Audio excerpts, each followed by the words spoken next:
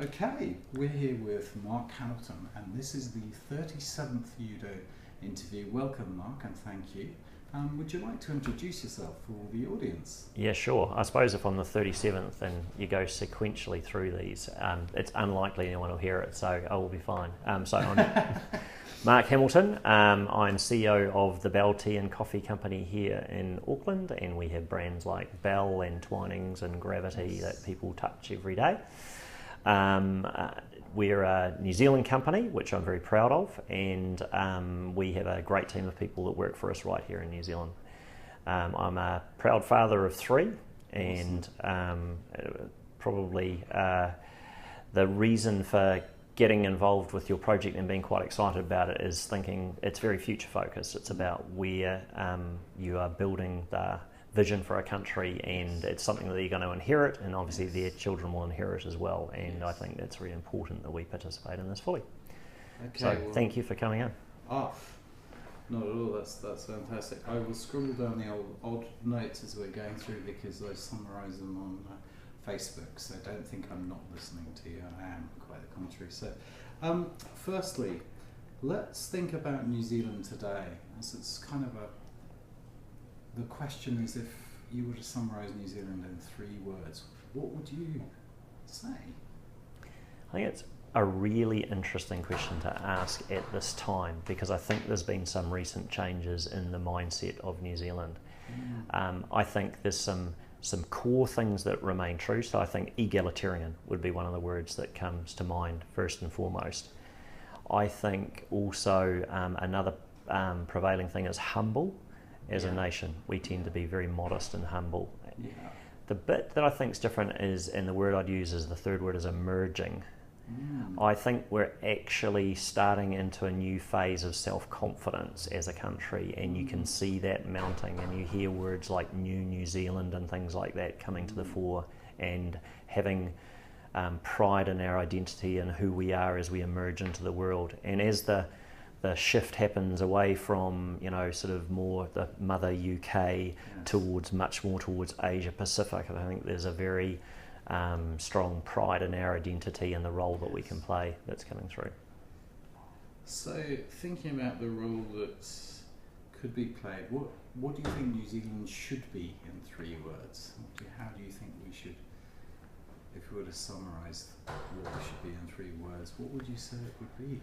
I think, again, looking to the history of one of the things that we should retain is pioneering, or our pioneering spirit, that whole idea of being innovative and can do from very, a very basic, key core competency that we have as a country. I think it was started way back when the first pioneers came here, and I think that mindset remains true, and it's something that allows us to create new things and do different things, and we see that all the time, and I think that needs to be nurtured and continued. So pioneering would be the first one. The next one, and this is a wee bit controversial, is pure, and I think it's controversial because we're a little bit hung up because of our humbleness about how pure we are, but I certainly see when I travel internationally that people see us that way, and I think we actively need to strive to maintain that, and we need to do things like cleaning up waterways, cleaning up the environment, making sure we, nurture the jewel that we have here in New Zealand and what it is. So I think purity is really key. Yeah. And the other thing I think is fairness and or ethical. Yes. In terms of our philosophy. Okay. I think we have very high ethical standards as a nation, and you see that internationally when people interact with New Zealanders, and they can see that we are a caring nation, that we care about other people, and that we have the ability to be anyone's friend. We do not alienate people, and I think we could turn that into a more positive thing of, rather than being receptive to that, actually being positive about that and being more demonstrative in our ethical and fair standards and how we believe that the world should be. Is there any particular person who embodies that spirit of pioneering, fairness, and purity? Is there somebody who embodies that kind of feeling and sentiment? Yeah, I'm hoping you don't have to say living person, because Doesn't I mean, know. normally No, you'd go in a modern view of the world, it has Sure. to be someone. Sure. But I actually think Ed Hillary still epitomises that for me. Yeah. And I think it's that the pioneering spirit, he was the first to do what he did. But the thing that defined him later in life was he was very staunch about fairness and ethics and doing what was right, not only through his fundraising and efforts in terms of improving the lives of others overseas, but even, I mean, there was quite a debate at the time of another prominent New Zealander going up the top of Everest and not stopping for someone that had fallen. Yes. And he was very outspoken at a time that a lot of people wouldn't have been. And I think that characteristic, whether or not you agree with his sentiment or not, is something that is about what I'm saying about being more proactive and actually standing up for what you believe is right. And also, if I may add, just to ensure that I'm understanding, demonstrating that in behaviours. So very clearly demonstrating that as opposed to saying it. You know, he said we should be stopping to help people who are stuck on the mountain as opposed to bypassing that. Yeah, and fulfilling, in his view, it was fulfilling your selfish need of surpassing your challenge as opposed to the need of humanity, which is looking after each other and caring for each other. So in the spirit of soaring to the top of the mountain and thinking about matters visionary, what would your reflections be on the vision and the goal for New Zealand? You know, that we talked briefly about the strategic plan for New Zealand in 2050. What sort of experience would you like your children to have of the country? I think one of the things that's emerging at the moment that's made me think quite a bit is this whole debate about the flag. I think the flag for me is less about the flag and what it starts to debate as a symbol of a combined vision of New Zealand. And I think it's going to be really interesting to see how that unfolds. I think there's a lot of discussion around, it could be a combination of this or that, or we should maintain the blue because it's, you know, part of our heritage and all that sort of thing. But being a person that's been involved in marketing a lot in my life, I look back and say behaviour always illustrates what people fundamentally believe. What they actually end up doing is a stronger indicating of what they believe than what they say. And so I think I look at the companies that are in New Zealand, I look at NZTE, I look at the sports teams, and I look at what they do with black and they do with silver ferns with their names. A lot of them have fern in there, or all black, or you know, those types of things. There are very strong signals of preferred behaviour that people are doing that aren't related to our current flag, and I think there's a very strong cue in that. And I think the reason for that is that people like black because it's distinctive. It stands out. No one else claims that space. It's something that we own, and it's immediately identifiable just on a colour perspective. In the same way that Canada has a colour perspective with their flag, the simplicity of it gives a cue even before you look at the symbol. It's very, very strong. It's red. Yeah, exactly.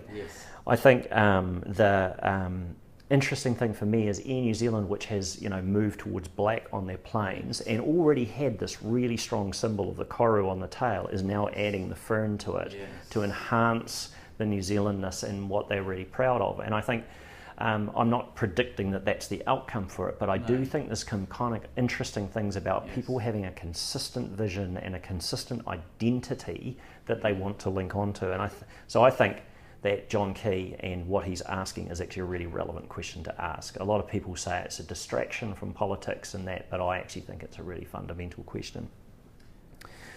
I think, and you talk about what is the vision for New Zealand and what could we do, I wonder if we couldn't become a sort of embodiment of those ideas of purity, etc., and be a pure ethical food source for the world. And what I mean by that is, you know, you need to clean up New Zealand first. So anything that comes from here is known to come from a clean environment. But then I wonder if you don't actually expand that thinking to be anything that comes from here, whether it did originally or not, so anything that has come through New Zealand has been vetted by New Zealand to be ethically and sustainably produced, to be pure because we've checked it and you can trust it. And because of our staking our reputation on it and putting our brand on it, it isn't just about what we produce, it's what we then put back into the world, because people know we care about the world and we wouldn't put anything out into the world without our name. That's very powerful. So just checking there, so what I'm hearing is a physical and emotional and, dare I say it, spiritual purity.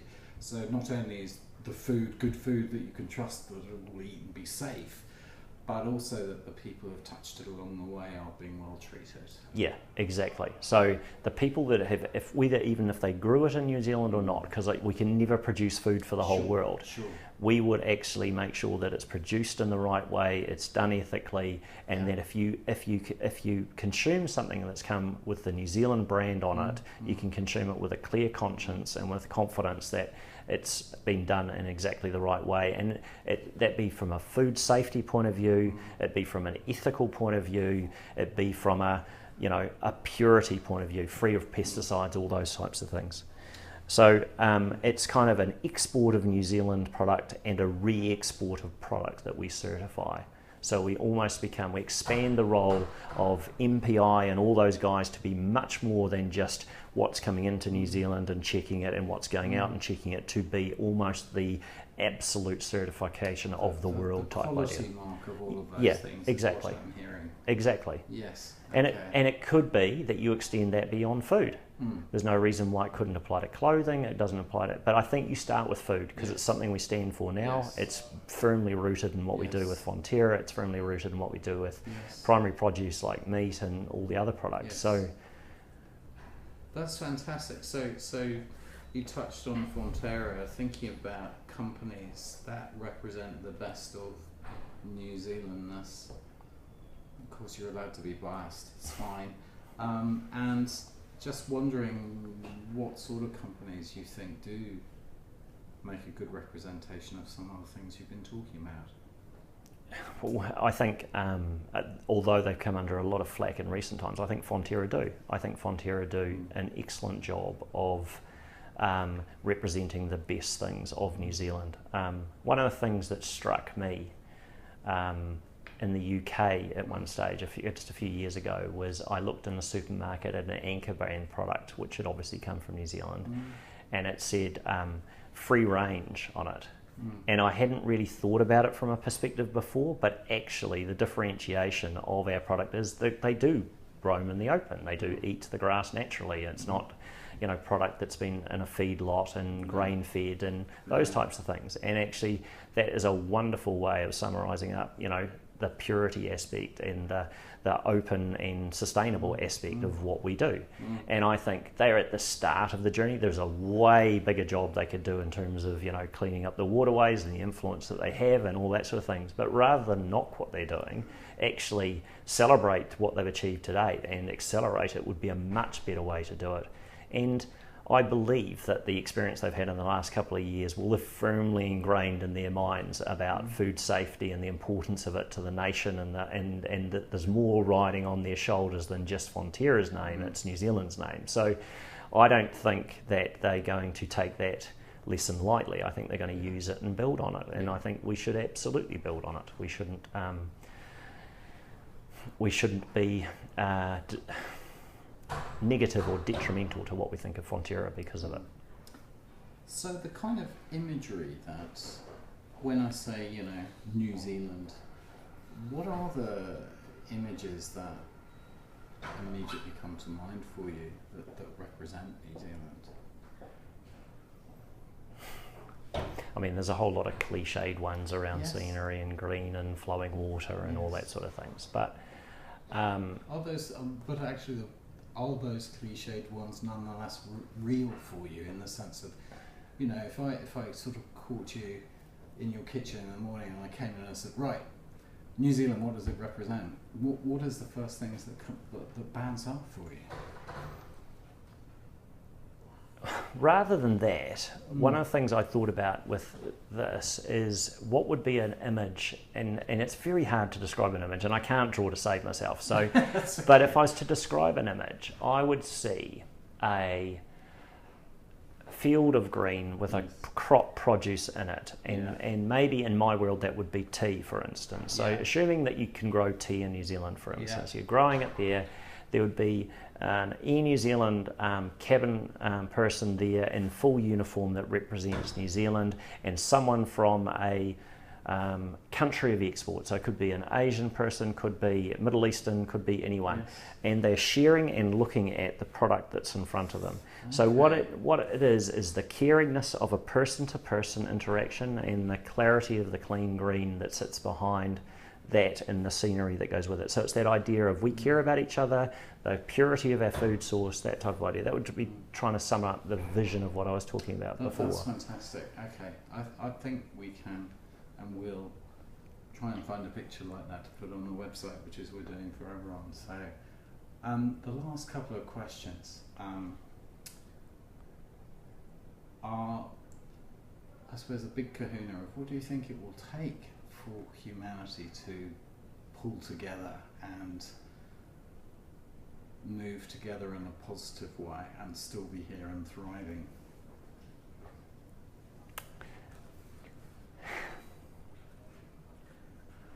In what we do every day here, we are here to be ultimately successful in what we do and allow people to grow and prosper in their roles here in the company.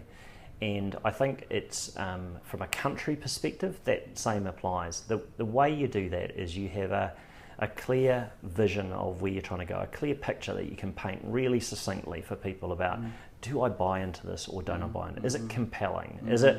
Is it something that I can get absolutely excited about? Can I remember it after you're not talking about it tomorrow? Yeah. You know, is it compelling? If you have that, and in companies that do it well, you have a vision and you have, you know, a purpose in what you're doing. If you can do that as a country, I think you can buy into the vision for the country and say, yes, I belong here, yes, I believe in this country, and yes, I want to help that cause. And then I think you, as a country, can influence humanity.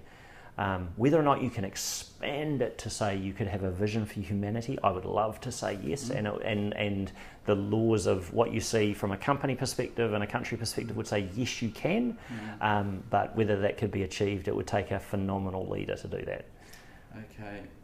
So the last and final question is, what benefit do you think this project will have for you personally?